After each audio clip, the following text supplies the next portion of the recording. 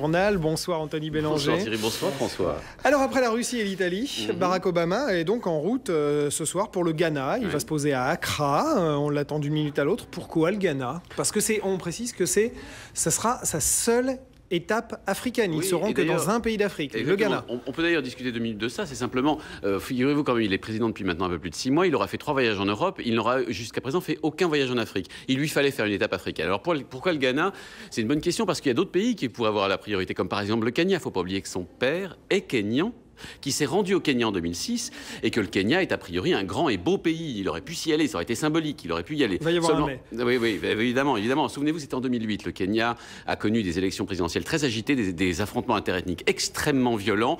Plus d'1 millier de morts, c'était pas le pays à visiter pour sa première étape. On aurait pu imaginer le Nigeria aussi. Vous savez, c'est le premier pays d'Afrique par la population, un des tout premiers producteurs mondiaux de pétrole. Anglophone aussi. Anglophone aussi, tout à fait. Seulement le même problème. Le Nigeria a connu des élections présidentielles, c'était en 2007, en avril, extrêmement troublé, extrêmement contesté. Et puis en ce moment, il y a des heurts aussi. Vous savez, dans le delta du Niger, c'est un pays quasiment en guerre. C'est pas le moment de le visiter non plus. Alors l'Afrique du Sud, qui est la première puissance économique du coin, pourquoi pas l'Afrique du Sud?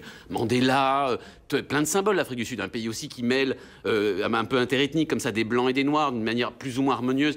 Bah, c'est comme disent les Américains, too big, too far, c'est-à-dire trop important pour le visiter en 24 heures, et pour rencontrer Mandela en 24 heures, ça se fait pas, et puis trop loin pour une simple étape africaine. On imaginera, on inclura l'Afrique du Sud ailleurs. Il fallait descendre tout au sud. Oui, voilà, par contre, le Ghana, lui, a plein d'avantages. Genre? Eh ben alors, on commence tout simplement.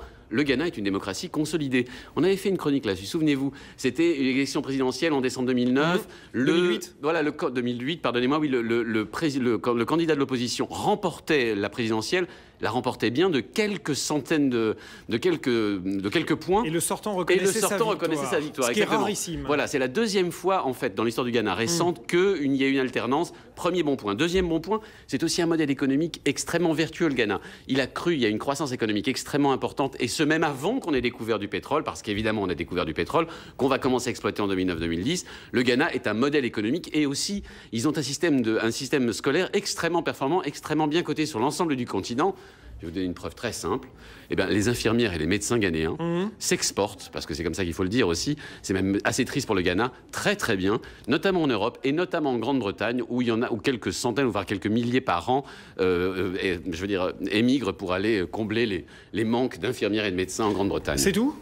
Oui, non, c'est pas tout. D'autres avantages. Et non, c'est pas tout. C'est les États-Unis. Il faut un petit peu de glamour, il faut une photo. En fait, il faut pas oublier que dans l'histoire du Ghana, il y a une période un peu noire, qui est la période de l'esclavage. Le Ghana est un des ports d'exportation d'esclaves vers les États-Unis ou vers l'Amérique d'une manière générale.